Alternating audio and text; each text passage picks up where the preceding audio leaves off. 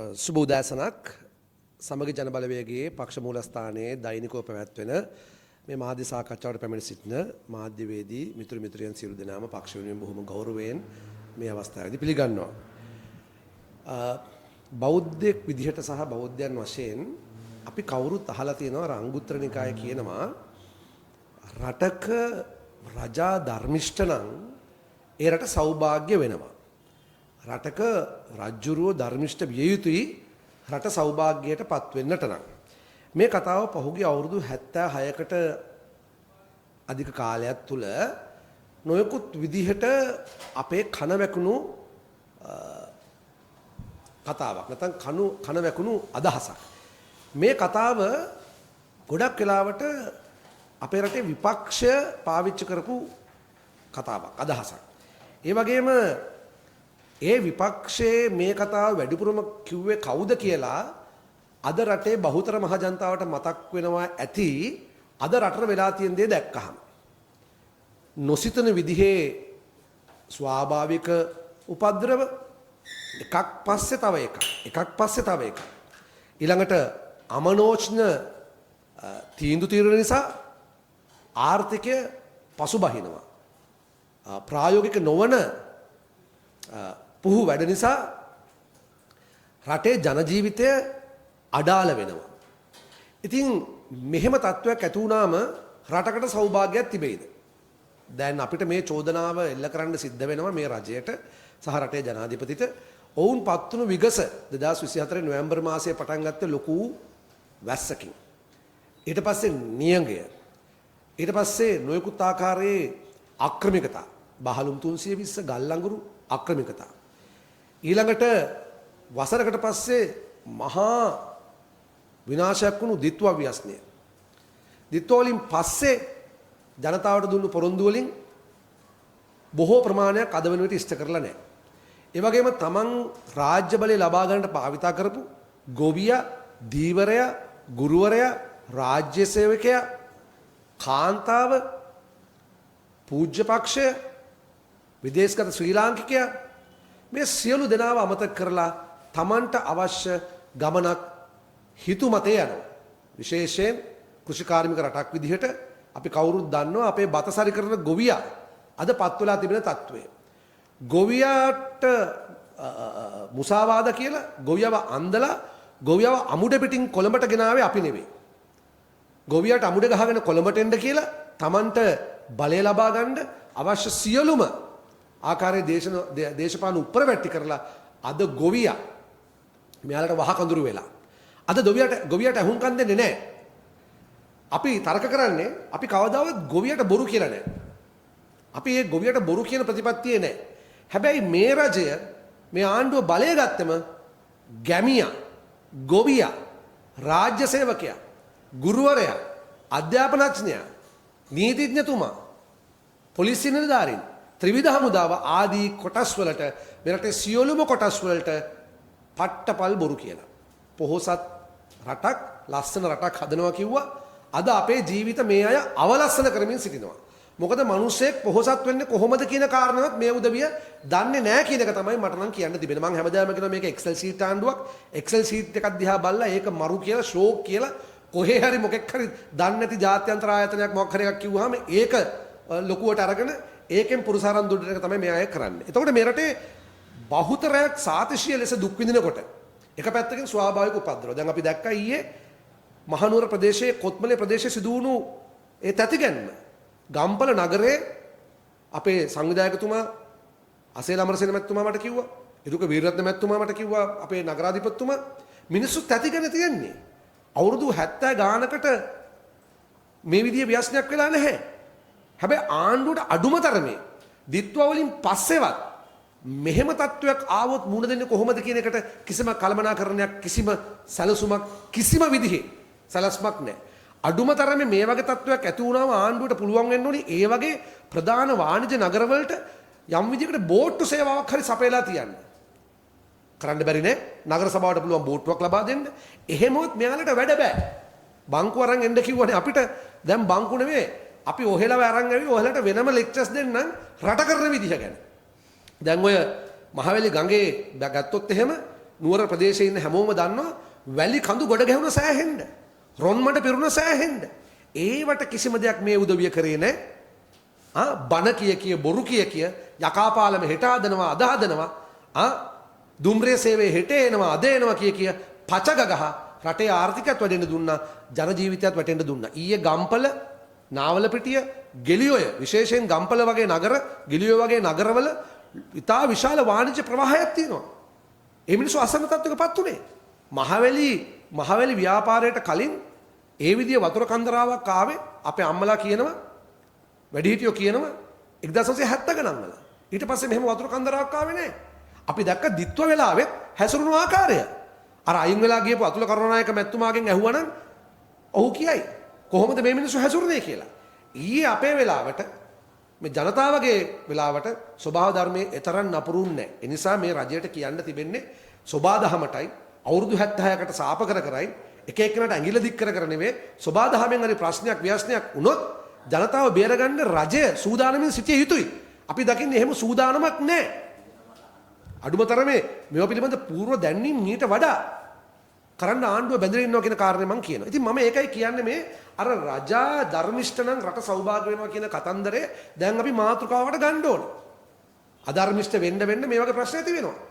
දැන් බලන්න රටේ මෙච්චර ප්‍රශ්න තියාගෙන ඊයේ මම දැක්ක අධිකරණමැතිතුමයි සෞඛ්‍යමැතිතුමයි අර මහා වැස්සේ කඩිමුඩිය දල්දා වහන්සේ වැඩ සිටින මහනුවරට යනවා. යන්නේ මොකද? මහානායක හාමුදුරුවන් වහන්සේලාට මේ රටේ තත්ත්වය පැහැදිලි කරන්න අධිකරණය සම්බන්ධයෙන්. දැන් මෙච්චර ප්‍රශ්නයක් වෙලා තියෙනකොට මේ රටේ මෙච්චර පරිහානියක් වෙනකොට ආණ්ඩුවට තිබෙන ලොකුම ප්‍රශ්නය අධිකරණයේ විනිශ්චයකාරවරුන්ගේ වයස් සීමාව වැඩි කිරීමද කියන ප්‍රශ්නය අද මහ ජනතාව අහනවා.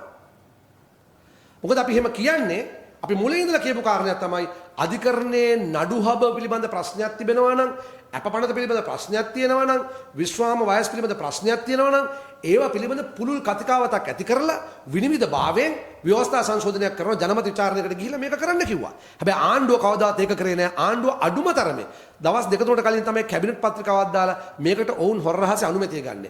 අවංක නම් මේක බොක්කෙන් රට කරනවා නම් පාර්ලිමේන්තුවට දාන්න තිබ්බ ඩ්‍රාෆ්ට් එකක්. කෙටුම්පතක් දාන්න තිබ්බා. පාර්ලිමේන්තුව පිළිබඳ සාකච්ඡාවක් ගොඩ නගන්න තිබ්බා. මේ පිළිබඳ සාකච්ඡාවක්. එහෙම කරේ නැහැ. කිසිම සද්භාවයක් නැහැ. සද්භාවයක් නැතුව Tamanට ඕනි තර Tamanට හිතුමනාපේ මේ කටයුත්ත කරනවා. දැන් මේකේ බරපතලම කාරණේ අපි ඊයේ දැක්කා. දැන් බොරු කියලා මිනිස්සුන් වන්දන එක වෙනම කාරණයක්. දැන් ඊ අපේ අතිපූජනීය මහානායක හාමුදුරුවන් වහන්සේලා ඉදිරියටත් ගිහිල්ලා බොරු කීපයක්ම ජනගත කරනවා. එකක් තමයි කියනවා මේක මේ එක් පුද්ගලයෙක් අල්ලන් කරන කාරණයක් නෙවෙයි. මේක මේ දේශපාලන වශයෙන් මේ විරුද්ධ වෙන්නේ කියලා. ඒක බොරුවක්. අපි මුලින් ඉඳලම කිව්වා මේක කරනවා නම් සාධාරණ විදිහට විනිවිදභාවයෙන් කරන්න කියලා. මොකද ශ්‍රේෂ්ඨ අධිකරණය සහ අභියාචන අධිකරණයේ විනිශ්චයකාරවරුන්ගේ විශ්‍රාම සම්බන්ධයෙන් නීති තිබෙන ව්‍යවස්ථාවේ මහේස්ත්‍රාත් සහ ඊට පල්ලෙහා දිස්ත්‍රික් අධිකරණවල අර ජුඩිකේච් ඇක්ට් කියලා එකක් තියෙනවා. අධිකරණ සේවය සම්බන්ධයෙන් නීති පනතක් තියෙනවා. ඊට පස්සේ දිස්ත්‍රික් උසාවියට තවත් පනතක් තිබෙනවා. ඒවයෙන් තමයි මේ විශ්‍රාම ගැනීමේ වයස් පිළිබඳ සාකච්ඡාවක් සිද්ධ වෙන්නේ. ඒතර ව්‍යවස්ථාවට අත තියනවා කියලා කියන්නේ අර ලබ්බට අත තිබ්බ එක පුහුලට අත තියනවා. එහෙම කතාවක් තියෙනවනේ. අපි ඒකයි මේකට තර්ක කරන්නේ. එහෙම ව්‍යවස්ථාව ඕනි එකාට තුනෙන් දෙකක් තිබ්බ පළියට වෙනස් කරන්න පුළුවන් නම් මේ රටේ අනාගතයේ ප්‍රජාතන්ත්‍රවාදී මොකක් වෙයිද? මේ තුනෙන් දෙක කියලා කියන්නේ එක පක්ෂයකට තුනෙන් දෙකක් තිබ්බ පළියට තමන්ගේ හිතුමනාපේ ගන්න ඕනි කියන එක නෙවෙයි. තුනෙන් දෙකයි කියන එකේ මූල ධර්මයම තමයි පාර්ලිමේන්තුවේ තිබෙන බහුතර පක්ෂ. නැතුව එක පක්ෂයකට බහුතරයක් තිබ්බ කියලා තමන්ලට ඕන විදිහට අත්නොමති විදිහට කටයුතු කරන්න කියන එක නෙමෙයි. තුනෙන් දෙකේ කියන්නේම පාර්ලිමේන්තුව තුළ බහුතරයක් සැදෙන පරිදි. පාර්ලිමේන්තු නියෝජනය කරන පක්ෂ අවමතරමේ පාර්ලිමේන්තුවේ ඉන්න පක්ෂවල බහුතරයක්. මේක මේ මාලිමාවට 159ක් මහජනතාවට වැරදිලා පොල්ලෙලි පාපෙසි යවුවා කියලා රටේ අපි ඔක්කොම දුක් විඳින්න ඕනේ නැහැ. එතකොට නායක හාමුදුරුවන්ට ඔන්න කියනවා අධිකරණයේ සම්බන්ධයෙන් මේ තිබෙන ගැටලු වලට විසඳුමක් විදිහට මේ විශ්‍රාමයට වැඩි කරනවා කියලා. විශ්‍රාම වයස වැඩි කරනවා කියලා. ඊට පස්සේ තව පට්ටපල් බොරුවක් කිව්වා අර පහළ උසාවි වලට මහේස්ත්‍රාත්වරුන් බඳවා ගැනීම සම්බන්ධයෙන් 33 දෙනයි ඇප්ලයි කරේ කියලා. අනේ ආණ්ඩුවේ මැතිවතුරු කියන්නේ ඔබතුමන්ලා හිතන්න එපා මේ රටේ මේ විනිශ්චයකාරවරු වෙන්නට උත්තරීතර උසාවියට සේවය කරන්න එන මිනිස්සු මේ ඉගෙන ගත්ත නැති මිනිස්සු කියලා. 176 දෙනෙක්ගේ විභාගයට ඉදිරිපත් වෙනවා. ඊට පස්සේ 50 දෙනෙක් ගන්න තමයි පළවෙනි ප්ලෑන් එක තිබ්බේ. හැබැයි ගන්නේ 33 දෙනයි. මේක පිළිබඳ අද නීති ශ්‍රේෂ්ඨ අධිකරණ ශ්‍රේෂ්ඨ සාකච්ඡාවක් මතුවලා තියෙනවා. මේක නිකන් හොඳයි මේ මෝඩ මිනිස්සුන්ට කියන්න. මේක අපි නෙවෙයි කියලා නීති ශාස්ත්‍ර අධිකරණ ශාස්ත්‍රය. ආණ්ඩුවෙන් අපි ඉල්ලීමක් කරනවා මේ අධිකරණය වගේ උත්තරීතර දේවල් මහජනතාවගේ මහජනතා වේදිකාවලට ගෙනලා සරල දේශපාලන වේදිකාවලට ගෙනලා සරල මාතෘකා කරන්න එපා. එතකොට අධිකරණයට ගෞරවය නැති වෙනවා. ඒ විනිශ්චයකාරවරුන්ට තිබෙන ගෞරවය නැති වෙනවා. ඔය වගේ වුණා අර මිලේනියම් සිටි සේෆ් හවුස් කේස් එකේදී මේ රටේ බුද්ධ්‍යංශ පිළිබඳව ඉතාම සිල්ලර පන්නේ සාකච්ඡාවක් මතු කරා දේශපාලක වශයෙන්. අන්තිමේදී බුද්ධ්‍යංශ නිලධාරීන් කී දෙනෙක් ජීවිතක්ෂරපත් වුණාද? ඉස්සර බුද්ධ්‍යංශ කෙනෙක් කවුරුත් දන්නේ නැහැ. වැඩිහිටියන්ගෙන් අහලා බලන්න. විශේෂයෙන් ජෙන්නිසෙට් එකට අපි මේ කියන්නේ. අධිකරණය කියලා කියන්නේ එහෙම හැල්ලුවට ලක් විතරක් නෙමෙයි. මේ අය තමන්ගේ ඕනෑපාකම් වලට දැන් අධිකරණය භාවිතා කරනවා. අධිකරණය භාවිතා කරන්න කලින් රටේ මිනිස්සුන්ගේ ප්‍රශ්න විසඳන්න. අනේ එනිසා අද දිනේදී අපි සජිත් ප්‍රේමදාස මහත්මයාගේ නායකත්වයෙන් යුතු සමගි ජන බල මණ්ඩලයේ කණ්ඩායම අද අපි පාර්ලිමේන්තුවට යෝජනාවක් ඉදි කරා අධිකරණ පද්ධතිය ගොඩගැසීමෙන් ඇති නඩු කටයුතු කඩනම් කිරීම සඳහා යෝජනා ලබා ගැනීමට පාර්ලිමේන්තු විශේෂ කාරක සභාවක් පත් කිරීම සම්බන්ධයෙන් යෝජනාවක් ඉදිරිපත් කරා. මේ 100 කියන පාර්ලිමේන්තු ස්ථාවර නියෝග යටතේ මේ විශේෂ කාරක සභාවක් අපි ඉල්ලා තිබෙනවා. මේ ලිපිය මම හිතනවා අද ජනමාධ්‍ය තුල ප්‍රචාරණය වෙයි. මේකදී අපි ඇත්ත කාරණා පිළිබඳව කතා කරලා තිබෙනවා. මේ රටේ බහුතරයක් 40000කට අධි ඉන්මේට්ස් නැත්නම් රැඳවියන් ඉන්නවා. මේ රැඳවියන් 75%ක් කියන සමහරට දඩ මුදලක් ගෙවා ගන්න බැරුව. ඒ කියන්නේ දුප්පත්කම නිසා දඩුවම් ලබන අය ඉන්නවා මෙතන. ඊළඟට වැරදි තොරතුරු නිසා ඉස්සරගතුණු අය ඉන්නවා. ඒතකොට 40000කට අධික පිරිසක් ඉන්නකොට රැඳවියන් 10000කට තමයි නමාතන් පහසුකම් තියෙන නැත්නම් මේ ඉන්න පුළුවන්. එතකොට මේ රජයට මේවා පිළිබඳ සත්භාවයෙන් කටයුතු කරන්න ඕන නම් අන්නේ ඒ ප්‍රශ්නෙට උත්තර හොයන්න ඕනේ. ඒ වෙනුවට මොකද කරන්නේ? අපේ දැන් මිනිස්සුන් වන්දලා ඒ මැදිර දැන් මහානායක ස්වාමීන් වහන්සේත් අඳනවා. මට එක වෙලාවකට භාග වෙලාවට හිතනවා නුවර මිනිහෙක් විදිහට දල්දා හාමුදුරුවන්ගේ සෙවණේ හැදුනට මිනිහෙක් විදිහට මේ බොරුකාරෝ යනකොට මේ සෝබා දහම මේ උරණ වෙලා ඊයේ වැස්සද කියලා. දැන් අද වහින්නේ නැහනේ.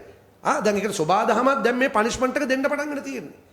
මොකද මම දැක්ක නීතිඥ සංගමේ රජීව අමරසූරිය මහත්මයා කියනකොට ඊයේ දල්දා හාමුදුරුවෝ බදලා නායක හාමුදුරුවෝ හම්බෙලා එනකොට එතුමා කියනවා නායක ස්වාමීන් වහන්සේලා ලිපියක් යවලා තියෙනවා. ඒ ලිපිය ලැබෙනවා කියලා දැනගත්තු විගසිත මේ ආණ්ඩුව කලබල වෙලා තියෙන්නේ කියලා. අපි ආණ්ඩුවට අභියෝග කරනවා. අවංකයි නම් රට කරන්නේ බොක්කෙන් නම් හරි. අපි කියන අහන්න එපා. නීතිඥ සංගමයට අවස්ථාවක් දෙන්න. එතුමන්ලා නීති සංගමේ දිගින් දිගටම කියන්නේ මේක ප්‍රජාතන්ත්‍රවාදී විරෝධීව කරන්න එපා. පුළුල් සාකච්ඡාවක් ඇති කරන්න. නඩුකාර හාමුදුරුවන්ගේ වයස විතරක් මේ විශ්‍රාම වයස වැඩි කරා කියලා මේ ප්‍රශ්න උත්තරයක් නැහැ කියලා කියන්නේ. ඒතර අපිට අහන එක පැත්තක තියමුකෝ. නීතිඥ මහතුරුන්ට මේක අවස්ථාව දුන්නා. 98කට වඩා නීතිඥ මහතුරු මේකට විරුද්ධව 2% විතර හැම්මෙන් ඉන්නවා. නඩු කතා කරන්නේත් නැහැ. නඩුත් නැහැ. අර කළු කෝට් එකයි මේකයි දාගෙන නීතිඥවරු වෙලා කියලා පෙන්වන කීප දෙනෙක් මේකට විරුද්ධව කතා කරනවා. එනිසා දැන් ඊළඟට ඊයේ තව බොරුවක් කරන අධිකරණයමතුමා මේ මහජන විමසුමකට ලක් කරනවා කියලා. ඉතින් මහජන විමසුම ලක් කරනවා නම් කෝ ඒවා කරන්න තිබ්බනේ මීට කලින්. වැඩේ කෙලව ගත්තට පස්සේ ඒක කරන්න යන්නේ. සාමාන්‍ය භාෂාවෙන් කිව්වොත් සමා වෙන්න කිව්වට. ඒක පට්ටපල් බොරුවක්. අපි ඒකයි කියන්නේ එහෙමනම් ජනමත විචාරණයක් තියන්න කියලා. අනිත් එක මතක තියාගන්න මෙතුමන්ලා ආණ්ඩු බලය ගත්තේ අලුත් ව්‍යවස්ථාවක් ගේනවා කියලා. ලස්සන රටක් පොහොසත් රටක් හදන්න ව්‍යවස්ථාවක් ගේනවා කියලා ආණ්ඩු බලය ගත්තේ. මිනිස්සු විශ්වාස කරා. සාධාරණයි. ඒ කියපු ලස්සන කතාවලට චිත්‍ර කතාවලට මිනිස්සු රැවටෙන එක සාධාරණයි. එහෙමනම් ව්‍යවස්ථාවක් ගේන්න ඕනේ නම් ඇයි මේ එක කෑලි සංශෝධන කරන්නේ? මේ ව්‍යවස්ථාවට බැන මේක 20 පාරක් සංශෝධනය කරා 21 පාරක් සංශෝධනය කරා කිය ආපහු තව සංශෝධනයක් එන්න යනවා. එහෙනම් ව්‍යවස්ථාව වෙනස් කරන්න කොන්දපණ තියෙනවා නම් මේ කාර්යය අපි ඉස්මතු කරන්නේ මේ ආණ්ඩුවත් එක්ක දෙන පුද්ගලික කෝන්තරයකට නෙවෙයි. හැබැයි පෞද්ගලික වශයෙන් අපි හැමෝම තේරුම් ගන්න ඕනි රටේ පාලකයන් අමනෝජ විදිහට කටයුතු කරනකොට ඒක රටට නරකක් සිද්ධ වෙන්නේ. දැන් අධිකරණමතුමා කිව්වා මම දැක්කා මීගමුවේ සිද්ධියේදී මම ඊයේ දැක්ක රූපවාහිනී නාලිකාවක් කියනවා මීගමුව සිද්ධියේදී ඩ්‍රෝන තාක්ෂණයෙන් එතුමයි ජනාධිපතිතුමයි මේක නිරීක්ෂණය කරානේ. යකෝ නිරීක්ෂණය කරා නම් නිකන් විහිළු සපයන්නේ නැතුව ඒ වෙලාවේ ප්‍රශ්න උත්තරයක් හොයන්න තිබ්බනේ. එතුමා ඉරිදා මං හිතන්නේ අඩියක් ගහලා ගෙදර නිදිද කොහෙද? අඩිපුඩි ගහන එකමක් නෑ. නමුත් අඩියක් ගහලා ඉන්නකොට කොච්චර සිහිය නැති වෙන විදියක් නෑනේ. සන්දහවසනකන් එතුමා දන්නේ මොකද්ද සිද්ධ වුනේ කියලා. කාවද මේ යන්නන්නේ? කාවද මේ රවට්ටන්නේ?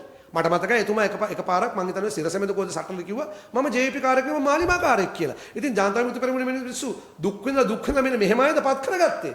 තමුන්නාන්සලා අවුරුදු ගානක් දුක් විඳලා තමුන්නාන්සලාගේ මිත්‍රයන් ජීවිතක්ෂරපත් වෙලා දුක් විඳලා ගත්ත ආණ්ඩුවේ මේ වගේ ජෝකර්ලද මේ කටයුතු කරන්නේ. මං හිතන්නේ දැන් ඔය අධිකරණමතුමා එහෙම ජේ.වී.පී එක එහෙම නිකන් විහිළුවට අරන් ඉන්නේ. මොකද එයාට ඉංග්‍රීසි පුළුවන්. එයා කොළඹ කෙනෙක්. එයා නිකන් ප්‍රසිද්ධයි. මට නම් දකින්නේ මේ ජනතා විමුක්ති පෙරමුණේ බලයෙන් ආපු මේ වගේ පිරිස් ඉන්නවා මාලිමාවේ. ඔවුන්ට JVP එක වැඩක් නැහැ. නිකන් අර මෙයාලා කබ්බෝ වගේ ඇටිටියුඩ් එකකින් මෙයාලා කටයුතු කරන්නේ. ඒතර මහර බන්ධනාගාර සිදුවීමේදී හසුරුවන විදිය කොහොමද? මහර බන්ධනාගාරය සමනය කරාලු. සමනය කරාද සමතලා කරාද? මට මේ ඊයේ හවස මේ වයසක අත්තම්ම කෙනෙක් ආච්චි අම්ම කෙනෙක් මගෙන් ඇහුවා අනේ පුතේ මේ යෝධයෝ ටික හිටියනම් අර 30 අවුරුදු යුද්ධ කාලේ අපිට මෙහෙමවත් ජීවත් වෙන්න වෙන්නේ නැහැ කියලා. ඒ කියන්නේ බන්ධනාගාරයක ප්‍රශ්නයක් විසඳ ගන්නවත් මේ මිනිසුන්ට තේරෙන්නේ නැත්නම් මීට වඩා මොන ශිෂ්ට සම්පන්න ක්‍රමයක් තුන උන්ගෙන ප්‍රශ්න කරන්න. රටේ කිසිම ප්‍රශ්නයකට මම දැක්ක අර දෙවිනුර පෙරහැර සම්බන්ධයෙන් කටයුතු කරපු විදිය කාවැඩි සම්බන්ධයෙන් මොන හරි දෙයක් වෙච්ච ගමන් අකුල ගන්නවා. එළියට ඇවිල්ලා ලොකු ටෝක් දෙනවා. අවසන් වශයෙන් මම ඊයේ දැක්ක සමාජ මාධ්‍යයේ ලොකු ප්‍රචාරණයක් යනවා. මොකද්ද? වැඩේ වුණොත් අපි තමයි කරේ. වැඩේ බැයි නම් අර ආණ්ඩුවට මේ ආණ්ඩුවට 70 වසරක සාපේ විපක්ෂයට බයින එක තමයි මේ කට්ටියගේ මේ කරතව. ඉතින් සම්පින්නකසේ මම කියන් තියෙන්නේ මහානායක ආමුදුරන්ටත් දැන් බොරු කියනවා. දලදා හාමුදුරුවන්වත් මේ කට්ටිය හාස්‍යයට ලක් කරලා මොකද මෙයාලා දලදා හාමුදුරුවන්ට අත තියන්න උත්සාහ කරේ අදෙය නෙමේ 1987 88 වකවානුවේ කියන එක ඒ කාලේ ඉපදිලා සිහියක් පතක් තිබ්බ හැම ශ්‍රී ලාංකිකයෙකුටම දන්නවා. ඒ වගේම මේ නංගිලා මල්ලා අලුත් පරම්පරාවේ අයට කියන්නේ ඔබලා මේ ඉතිහාසය හොයලා බලන්න. ඇයි අපි මේ ප්‍රශ්නේ මතු කරන්නේ? දලදා හාමුදුරුවන්ට වෙඩි තියලා දලදා හාමුදුරුවෝ උස්සන්න ගියපු උදවිය මේ. මේ රට ධර්මිෂ රටක් හින්දා මේ රටේ බහුතරයක් ධර්මිෂ මිනිස්සු දැන් ඒක සිද්ධ වුන්නේ නැහැ. ඉතින් දළදා හාමුදුරුවෝ ගාවට ගිහිල්ලත් පච කියලා මහානායක හාමුදුරුවන්වත් හැල්ලුවට ලක් කරනවා කියන කාර්යය මම ඉස්මතු කරනවා. රටේ රජා ධර්මිෂ්ඨ නම් රට සෞභාග්‍ය වෙනවා කියලා වැඩිපුරම මතුරු කියවපු පුද්ගලයා තමයි අද ආණ්ඩු බලය අරගෙන තිබෙන්නේ. ඉතින් අපිට දැන් ප්‍රශ්න කරන් තියෙන්නේ දැන් උඹලා කියපු එක දැන් උඹලටම බූමරන් නේද? නුඹලා කියපු දේ නුඹලාටම බූමරන්. කියපු එක අනිත් පැත්තෙන් ආපසු එනවා කියන කාරණයක් කියන්න ඕනි. ඒ නිසා කරුණා කරලා තවමත් පරක්කු නැහැ. රටේ අනාගතය පිළිබඳ මේ විදිහ අමනෝජ්ජ කටයුතු කරලා මේ රට විනාශ මුඛයට ගේන්න එපා කියන කාරණය මම නැවත මතක් කරනවා. අවම වශයෙන් කොන්දක් තිරන නීති සංගමයට අහුම්කම් දෙන්න කියන කාරණයක් මම මතක් කරනවා. ඒ වගේම සමගි ජන බලවේගයේ කවදාත් ජනතාවගේ පැත්තෙන් සමගි ජන බලවේගයේ අපිට ගනුදෙනුව තියෙන ජනතාව වෙනුවෙන් අපිට මේ ආණ්ඩුවත් එක්ක ගනුදෙනුවක් නැහැ. අපේ වගකීම තියෙන්නේ වගවීම තියෙන ජනතාවට. ඒ නිසා අපි අද මේ විශේෂ කාරක සභාවක් කියලා පාර්ලිමේන්තු යෝජනාවක් ඉදිරිපත් කරා. සමස්ත අධිකරණ පද්ධතියේ තියෙන ප්‍රශ්න පිළිබඳ සොයා බලන විශේෂ කාරක සභාවක් වහාම පත් කරන්න කියලා අපි බලමු මේ උන්දලා මේකට මොකද්ද දෙන ප්‍රතිචාරය කියලා. බොහොම ස්තුතියි. රටේ අධිකාරමැතිවරයා වගකීම බාරගත්තා නම් ඉතින් උච්චර කෑ ගහන්න දෙයක් නැහැ. බාරගත්තා නම් අයින් වෙන්න එපායි. බාරගෙන එතුමා අයින් වුණේ මං කිව්වේ එතුමා ජනතා විමුක්ති පෙරමුණ සලකන්නේ නිකන් කබ්බෝ විදිහට. ඒ JVP එකේ සහෝදර සහෝදරියන් මේකට බොහොම මහන්සි වෙලා කටයුතු කරලා මේ ආණ්ඩුව ගත්තේ. හැබැයි එතුමා මේක ගන්න විහිළුවට. බලන්නකො සමාජ මාධ්‍ය එතුමාට ජනතා විමුක්ති පෙරමුණේ මිනිස්සු දැන් බයින බැනිල්ල. වගකීම ගත්තා නම් අඩුමතරේ පරීක්ෂණ ඉවර වෙනකන් ඉන්න එපා. දැන් ඊයේ තවත් රෙද්ද ගැලෙව්වා. සායම ගලවලාම දැම්ම ජනාධිපතිතුමාගේ. අර මම දැක්ක දෙරණ නාලිකාවේ නැත්නම් හිරු මට මතක විදිහට නාලිකාවේ ගිහිල්ලා මේ කියනවා මමයි ජනාධිපතිතුමේ ඩ්‍රෝන තාක්ෂණي බලන් හිටියේ. යකෝ බලන් හිටියේ නම් මේක මාර කෙලියක් නේ. බලන් ඉන්නකොට උත්තරයක් හොයන්න එපා. මැරෙනකන්ද බලන් හිටියේ. මේ රටේ රාජ්‍ය නායකයව හැල්ලුවට ලක් මන් දන්නේ අනුරසානායක මහත්තයාට තේරෙන්නේ නැද්ද මේ වගේ පිස්සු ජෝ කරලා තියන් මේ එයාගේ මේ කුට්ටන් සෙට් එක මේ අප්සෙට් වෙනවා කියලා. බූරු පොල්ටවත් මෙහෙම ජෝ කරලා ගන්නෙ නෑ. ඔච්චර කියන්නේ. මේක ජාත්‍යන්තර විහිළු සපයනවා. වෝ ෆිල්ම් එකක් බලන්න. මේක තමයි කියන්නේ. එතුමානේ කිව්වේ. ඩ්‍රෝන තාක්ෂණයෙන් මේක බල හිටියා. එතුමා දැන් කියනවා. ඉතින් එදාම කොහොමද මම මේක දැක්ක සමාජ මාධ්‍යයෙන් මම මේක දන්නේ නැහැ කියලා. මම නම් දකින්නේ මේ අනුරසානායක ජනාධිපතිතුමා පොඩි මිනිහගෙන් ආපු ජනාධිපතිතුමා විනාශ කිරීමේ කුමන්ත්‍රණයේ කොන්ට්‍රැක්ට් එක හර්ෂණ නානායක්කාර ලැබිලා තියෙනවා. මට නම් ඊයේ නම් හිතුනේ ඒක තමයි. කොහෙන් හරි කොන්ට්‍රැක්ට් එකක් ඇවිල්ලා තියෙනවා. උඹටත් ජනාධිපති වෙන්න පුළුවන් මේ වගේ කරපන් කියලා නැත්නම් ගෝවයි කතා කියනවනේ. මේ රටේ මැති ඇමතුරු වගකීම් ගත්ත වෙලාවට අයින් වුණා. යහපාලන ආණ්ඩුව තමයි හොඳ මුදා හරිනේ. තිලක් මාරපන රවි කරුණායක මේ මිනිස්සු අයින් වුණානේ. ඒ වැඩේ මේ මහත්තුරුන්ගේ දේශපාලනේ. ඉතින් මෙතුමල් එහෙම අයින් නොවි වගකීම ගත්තලු. ඒ මේ ආණ්ඩුවත් අයින් වුණේ අර විදුලි බල හා බල ශක්තිය ඇමති අයින් වුණා. අයින් වුන්නේ නැහැ. අයින් කරවැව්වා. කතානායක ඉතින් රෙද්දක් ඇඳන් ඉන්න පුළුවන්ද? අපේ පක්ෂ ඕක කරා නම් අපේ ලොක්ක පයින් ගහලා එලවලා අපිට. පාර්ලිමේන්තුවේ තියාගන්නෙත් නැහැ. ඔය සජිත් මහත්තයාගේ විනය ගැන ඕන නම් අහගන්න අපිත් බය ඒකයි. තේරෙනවද? සජිත් මහත්තයා මානුෂීය වගේම බොහොම කරුණාවන්ත වගේම හරිද? එතුමා මේ විනය සම්බන්ධයෙන් තීරණ ගන්න ඇඹරෙන්නේ නැහැ. ඇඹරකිතෝ නැහැ. ඇබර කිතෝ නෑ මගේ භාෂාවෙන් කිව්වොත්. එතුමා බොහොම දැඩි විනය සම්බන්ධයෙන් කටයුතු කරනකොට. රන්වල හිටියනම් අපිත් එක්ක හරිද සජිත් මහත්තයා ඔච්චර ඇඹරෙන්නේ නෑ. මන්ත්‍රී කැමනුත් අයින් කරලා. ගල් ලඟුරු හොර අපි ගාවේ හිටියනම් සජිත් මහත්තයා පැත්ත පළාතේ පාගන්න දෙන්නේ නෑ. අයින් කරලා. ඒකත් මං කියන්න ඕනේ. මෙයා හිටියන කවුද? හර්ෂණ එමෙතුමා. මොන හර්ෂණ එතුමාද? හර්ෂණ නානායක්කාර. මේවයි ජෝකර්ලා ගියේ නෑනේ පාර්ලිමේන්තුවට. ඒකනේ අංක 1. අංක 1 එහෙමනේ. අංක 1 බොරුකාරයෝ ගේන්නේ නෑනේ. දැන් සජිත් මහත්තයාට බොරු කියලා බලය ගන්න ඕන නම් බොරු කියලා බලය ගන්න තිබ්බනේ. එතුමා කියපු එක බොරුවක් මං හැමදාම තමුන්නාන්සලාගෙන් කියනවා.